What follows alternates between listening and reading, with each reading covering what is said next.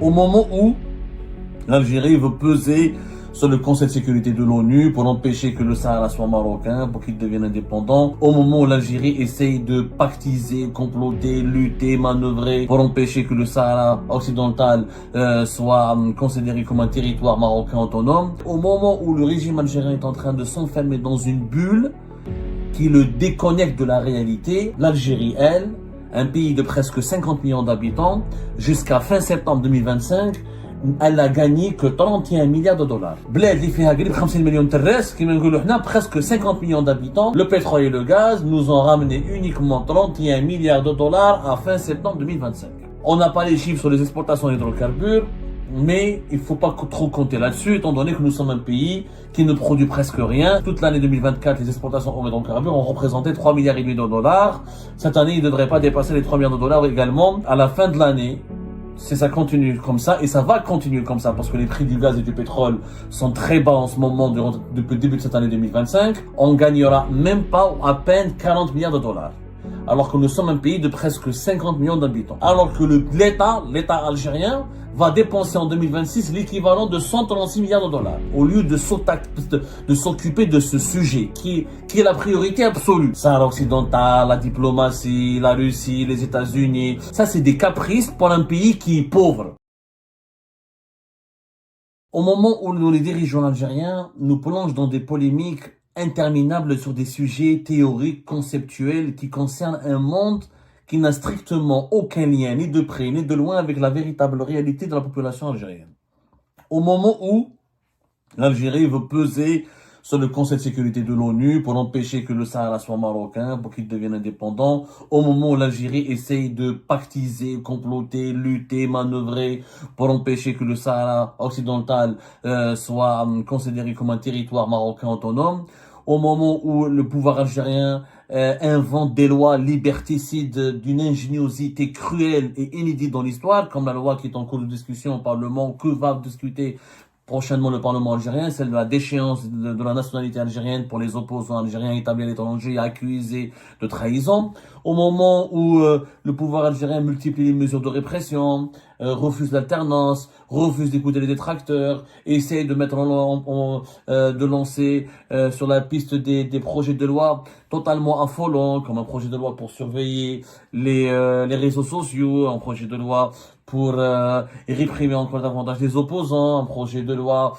pour dépenser encore de l'argent public, un projet de loi pour renforcer le pouvoir de telle ou telle institution au détriment des libertés publiques et individuelles. Au moment où le régime algérien est en train de s'enfermer dans une bulle qui le déconnecte de la réalité, pendant ce temps-là, pendant ce moment-là, l'Algérie, elle, un pays de presque 50 millions d'habitants, jusqu'à fin septembre 2025, elle a gagné que 31 milliards de dollars. Bled اللي فيها قريب 50 مليون تراس كما نقولوا حنا presque 50 millions d'habitants, nous avons enregistré des revenus en devises de seulement 31 milliards de dollars à fin septembre 2025. C'est pas moi qui le dis, c'est les chiffres officiels communiqués par Mohamed Arkab, ministre des hydrocarbures et des mines, alors qu'il était lui-même ministre de l'énergie. Il est ministre des hydrocarbures maintenant, il n'est plus ministre de l'énergie. Celui en tout cas qui est en charge de la gestion du secteur des hydrocarbures, qui est le secteur le plus important du pays, encore une fois, qui représente 92 à 95% de nos exportations tout court. Le pétrole et le gaz nous ont ramené uniquement 31 milliards de dollars à fin septembre 2025. On n'a pas les chiffres sur les exportations d'hydrocarbures, mais il faut pas trop compter là-dessus, étant donné que nous sommes un pays qui ne produit presque rien et que le plus que nous exportons, l'année dernière, toute l'année 2024, les exportations d'hydrocarbures ont représenté 3 milliards et demi de dollars. Cette année, ils ne devraient pas dépasser les 3 milliards de dollars également. C'est-à-dire que, à la fin de l'année, si ça continue comme ça, et ça va continuer comme ça, parce que les prix du gaz et du pétrole sont très bas en ce moment depuis le début de cette année 2025, ce qui a provoqué une chute des revenus de l'Algérie de plus de 9% par rapport à la même période de 2024. Alors qu'en 2024, en fin septembre 2024, le pays a obtenu a engrangé des revenus de 34 milliards de dollars. Fin septembre 2025, l'Algérie a engrangé des revenus d'uniquement 31 milliards de dollars. Et à la fin de l'année 2024, je rappelle que les exportations des hydrocarbures en Algérie ont été de 45,2 milliards de dollars. Cette année, si la baisse de 9% se maintient jusqu'à la fin de l'année, et tout indique qu'elle va se maintenir, on gagnera même pas ou à peine 40 milliards de dollars. Alors que nous sommes un pays de presque 50 millions d'habitants. On aura des revenus en devises d'à peine 40 milliards de dollars. Si on fait 3 milliards de dollars d'exportation hors hydrocarbures, on va dire on a gagné 43 milliards de dollars. C'est très très peu, c'est l'un des signes d'appauvrissement du pays, l'un des signaux les plus alarmants de la très mauvaise santé économique du pays. Au lieu de s'occuper de ce sujet qui est la priorité absolue. Sahara occidental, la diplomatie, la Russie, les États-Unis, tout ça c'est des lubies. Ça c'est des caprices pour un pays qui est pauvre. Ah ben comme je m'arrête le fait qu'on a uniquement gagné 31 milliards de dollars en recettes de pétrole et de gaz, ça veut dire qu'on va finir l'année 2025 avec même pas ou à peine 40 milliards de dollars. Alors que l'État algérien va dépenser en 2026 l'équivalent de 136 milliards de dollars. Et nous on a gagné réellement que on va gagner à peine 40 milliards de dollars en 2020, à la fin de l'année 2025. Cela signifie que le pays s'appauvrit, que le pays manque de plus en plus de moyens financiers, que le pays manque de plus en plus de ressources financières, et quand sans moyens financiers, sans ressources financières, on aura de plus en plus de mal à financer notre santé, notre éducation, notre sécurité nationale, notre économie, à lutter contre le chômage, l'importation des produits de matières et des matières agricoles premières, de première nécessité, des produits de large consommation. Cela signifie qu'une grande misère sociale nous attend. Et c'est ça la priorité. Pendant ce temps-là, au lieu de s'attaquer à cette priorité, au lieu de résoudre cette urgence, qui est une urgence, la grande pauvreté, la misère sociale, la précarité, nous sommes un pays de plus de 47, on sera vers la fin de l'année 2025, 48 millions d'habitants, et vers la fin de l'année 2026, on sera 49 millions d'habitants. La barre des 50 millions d'habitants, il est prévu que l'Algérie va l'atteindre d'ici la fin de l'année 2027. On fait pratiquement 1 million de bébés chaque année. Donc on peut dire qu'on est à presque 50 millions d'habitants et on va gagner dans le meilleur des cas, dans le meilleur des scénarios possibles, à peine 40 milliards de dollars d'ici la fin de l'année 2025. Pourquoi? Parce qu'on ne produit quasiment rien et le pétrole et le gaz, on le vend essentiellement en brut et les prix du pétrole brut et les prix du gaz brut ont chuté énormément en 2025 par rapport à l'année 2024. C'est une catastrophe majeure. Une catastrophe majeure pourquoi? Il faut savoir que tous les chiffres, toutes les données économiques annoncées par l'État algérien ou médiatisées par les dirigeants algériens n'ont aucun sens. La seule donnée économique qui compte pour l'Algérie, c'est combien elle gagne en devises. Comme nous avons une monnaie qui s'appelle le dinar, et comme le dinar est une monnaie de singe qui est en chute libre, et vous avez bien remarqué que sur le marché parallèle, 1 euro égale maintenant plus de 270 dinars. Et qu'avec beaucoup moins de recettes en devises de l'État algérien, les devises vont devenir encore plus rares. Et qu'en 2025, il ne me plaît pas de dire qu'on risque d'avoir 1 euro pour presque 300 dinars. La monnaie algérienne va se déprécier. L'État algérien, faute d'argent, va imprimer des billets en dinars pour faire croire à la population qu'il a de l'argent, parce qu'il doit payer, il a des obligations. On aura un déficit budgétaire qui va exploser encore, qui a déjà dépassé la barre des 60 milliards de dollars et qui va peut-être dépasser la barre l'équivalent de 70 milliards de dollars d'ici la fin de l'année 2025, d'ici l'année 2026. Donc on aura des déficits qui explosent, des dépenses publiques qui explosent et des recettes qui chutent. Cela signifie qu'on aura une monnaie de plus en plus faible et qu'on aura une dépendance de plus en plus accrue aux matières premières importées depuis l'étranger que nous ne produisons pas.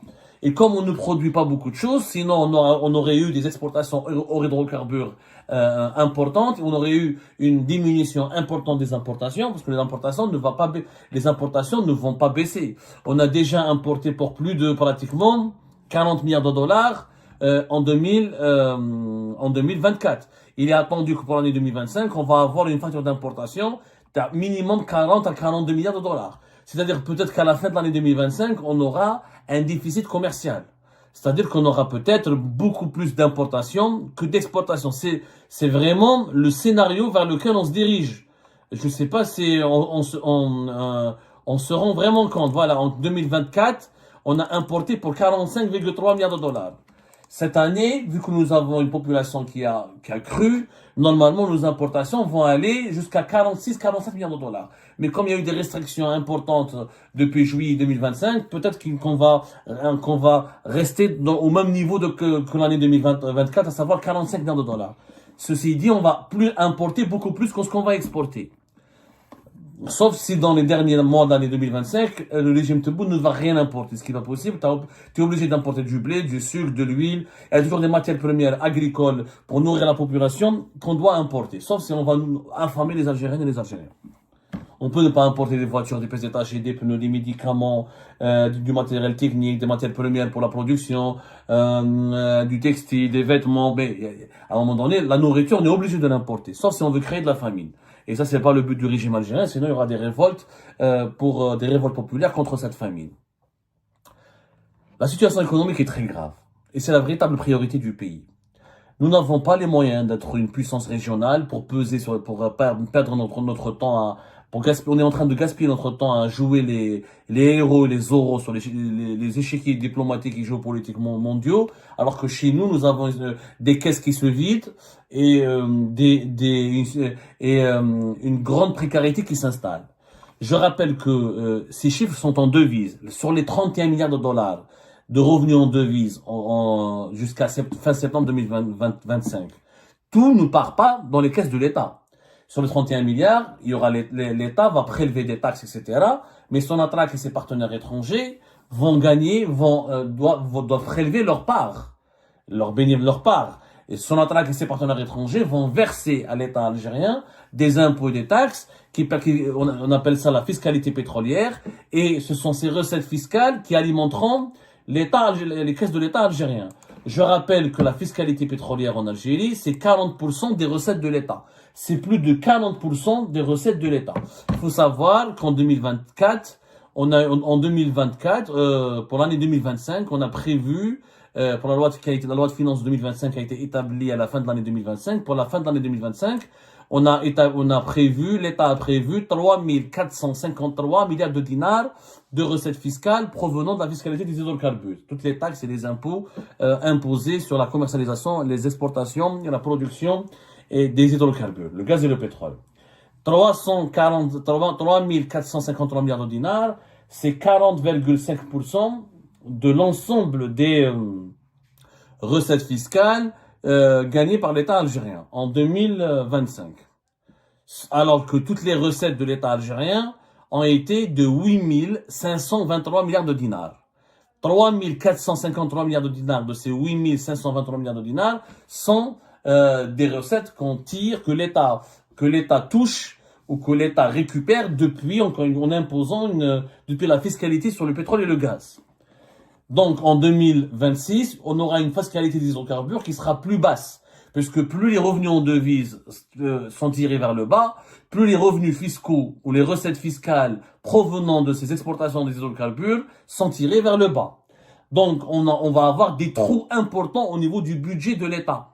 Et on fera une émission, parce que quand les dirigeants algériens prétendent qu'ils sont une puissance, qui dirigent une puissance régionale par rapport à quoi? Une puissance régionale, c'est une puissance économique d'abord. Est-ce que cet État algérien a de l'argent? L'État algérien n'a pas d'argent. Au niveau de ses recettes, mis à part la deuxième recette de pétrole, la deuxième recette d'argent après le pétrole et le gaz de l'État algérien, c'est l'impôt sur les salaires. L'impôt que payent les salariés algériens, les presque 12 millions de salariés algériens, ils payent un impôt qui s'appelle l'ERG, qui est prélevé à la source, l'impôt sur le revenu, qui a ramené à l'État l'année dernière 2020 milliards de dinars.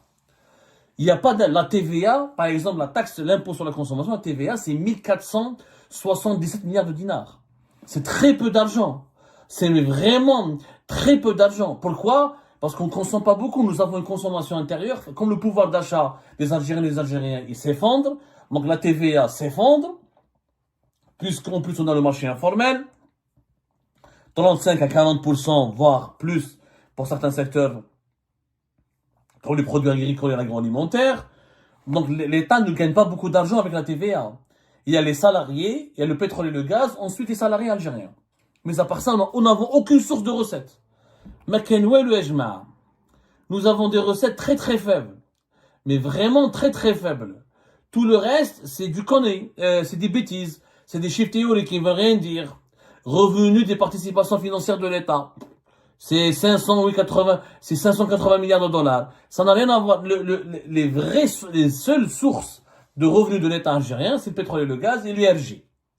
L'ERG, c'est la deuxième source de revenus de l'État algérien après la fiscalité du pétrole. Les revenus du domaine de l'État, c'est très faible, très très faible. Et les participations financières de l'État algérien, c'est encore plus faible. Et je m'attelle khair, l'Algérie navigue en eau trouble. Nous sommes pour un pays de 50 millions d'habitants qui gagne uniquement durant les 8 premiers mois de l'année seulement 41 milliards de dollars. C'est un signal d'alerte. C'est un cri de détresse. Ça veut dire que ce pays est réellement pauvre. On est en train de s'appauvrir. Alors que nous avons un État qui dépense sans compter. Tebboune veut dépenser l'équivalent de 136 milliards de dollars en 2026. Un dinar qui s'effondre. Quand la monnaie s'effondre, le pouvoir d'achat des Algériens s'effondre. Quand un Algérien veut partir à l'étranger, il a l'impression qu'il est devenu un nain. Tout est cher en devises, puisque il gagne sa vie en dinars dans une monnaie qui est de plus en plus faible. Et elle sera encore de plus en plus faible en 2026. Pour une raison simple, il n'y a pas de performance économique. Il n'y a pas de véritable croissance. L'Algérie ne gagne pas d'argent, ne gagne pas suffisamment d'argent pour pouvoir financer ou se doter d'une croissance et de performance économique réelle. Tous les pronostics, les annonces des autorités algériennes, c'est du faux, c'est du mensonge. Moi, je doute en permanence de ce taux de croissance de 3% dont nous parlent les dirigeants algériens. En plus, la croissance que nous réalisons en interne, en dinars, ne veut rien dire. Ça ne veut rien dire qu'elle faire de l'argent en dinars. Pour une raison simple, c'est que c'est pas avec les dinars qu'on va financer nos importations. Or, nous avons un problème de dépendance. En termes de nourriture, en termes d'alimentation, en termes d'accès aux matières premières industrielles, en termes d'accès aux machines, en termes d'accès aux voitures, aux équipements. Tout cela, on ne le fabrique pas. Donc, il délire une croissance de 3 ou 5%, comme le dit le dirigeant algérien dans des secteurs qui sont l'agriculture, et de dire les 5% fait le left, ou le qleisha, ou le qra'ad, ça sert à rien. La puissance d'un pays, c'est d'abord sa balance commerciale. Qu'est-ce qu'il exporte et qu'est-ce qu'il importe? C'est ça la véritable puissance d'un pays. La consommation intérieure, on peut l'évaluer quand on remarque combien les recettes fiscales provenant de la TVA représentent pour l'État algérien. La TVA, elle est pratiquement la troisième source de revenus de l'État. Elle n'est même pas la première source, la troisième source. Donc nous avons une consommation intérieure qui est faible. Et la consommation intérieure ne suffit pas pour porter la croissance, puisque ce que nous consommons est produit essentiellement depuis des produits étrangers, depuis des matières premières importées à l'étranger. Maintenant, c'est une intégration industrielle élevée. Donc nous sommes plongés dans un cercle vicieux. Tant que nous n'avons pas une véritable industrialisation du pays, tant que nous n'avons pas un appareil de production nationale moderne, performant et efficace, tant que nous n'avons pas des exportations qui connaissent une croissance réelle et qui connaissent vraiment une véritable diversification et qui ne dépendent pas que du pétrole et du gaz, nous n'avons pas d'économie. Nous n'avons réellement pas d'économie. Ça veut dire que nous sommes en train d'emprunter un chemin qui nous mène tout droit vers la grande pauvreté. Cette grande pauvreté qui nous attend, personne n'en parle. Alors on essaie d'occuper les esprits des Algériens. Les Algériens la perçoivent cette pauvreté. Ils voient bien que les salaires ne signifient plus rien, que l'inflation est là dans leur pays, que le dinar ne vaut plus rien, que voyager à l'étranger est devenu un luxe inaccessible, que même les biens de consommation les plus rudimentaires dans les pays les plus pauvres, comme les voitures, ou les machines, ou les électroménagers, ou l'électrique, etc., deviennent des objets rares ou très chers en Algérie. C'est tout simplement une catastrophe économique qui attend le pays. C'est le pays continue d'être géré de cette sorte. Un pays de presque 50 millions d'habitants qui gagne uniquement 31 milliards de dollars, c'est tout simplement une honte. C'est une honte, surtout à un grand pays comme l'Algérie, avec autant d'atouts, avec de potentialités énormes, qui font rêver tous les pays du monde. Tous les pays du monde rêvent d'avoir les potentialités de l'Algérie. L'appauvrissement de l'Algérie n'est pas seulement un échec, c'est une énigme, c'est un scandale en soi. Eh ben, c'est la fin de cette vidéo, les amis. Je vous remercie comme d'habitude pour avoir suivi jusqu'à la fin. N'oubliez pas de nous laisser vos commentaires et vos réactions sur la vidéo et de vous abonner à la chaîne si vous n'êtes pas encore abonné. Et merci aussi pour vos commentaires et vos discussions très animées dans la section des commentaires. Donc, vous n'oubliez jamais de décortiquer bien un sujet sur tous les points qui ont été abordés dans la vidéo et ça fait vraiment plaisir quand moi-même je ne fais pas de commentaires, je m'appuie sur vous pour que vous puissiez bien expliquer les choses et en faire des discussions civilisées et dans tout le respect possible. Donc voilà, merci beaucoup et à la prochaine dans une nouvelle vidéo. Au revoir.